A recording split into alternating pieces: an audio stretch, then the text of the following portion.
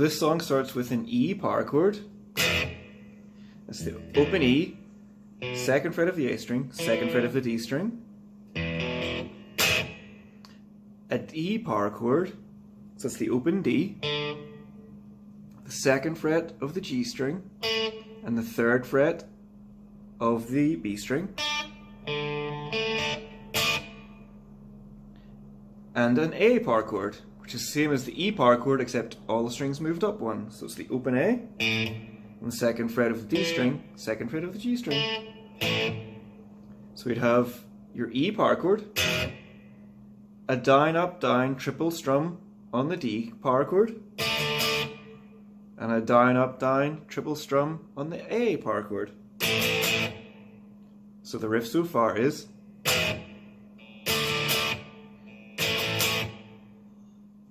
the little blues lick that's played there starts on the third fret of the E string and pulls off to the open E. Then the exact same thing again on the B string, third fret to an open string pull off. Then the second fret of the G string, you're going to bend it up, let it down, and then pull off.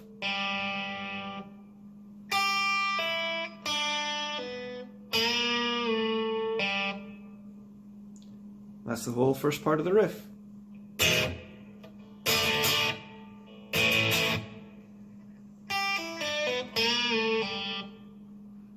Then we go back to our E power chord, back to our down up down D power chord, down up down A power chord. So the tail of this riff starts on the second fret of the A string and then moves to the fourth fret of the E string. Then it goes back to the second fret of the A string and this time to the fifth fret of the E string. So far we've got. Then we go back to the second fret of the A string again, and this time up to the sixth fret of the E string. So you can see that we're just moving up the E string one fret at a time for this riff.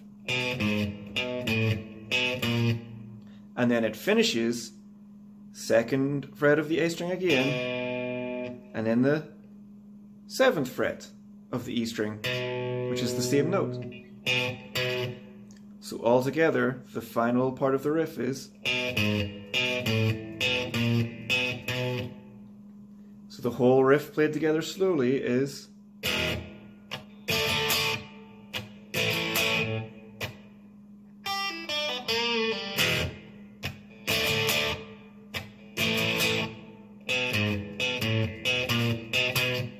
So for this one, the neck pickup was best, particularly if you have a humbucking pickup, and for your amp tone, just a cranked Marshall is the best way to get close to it.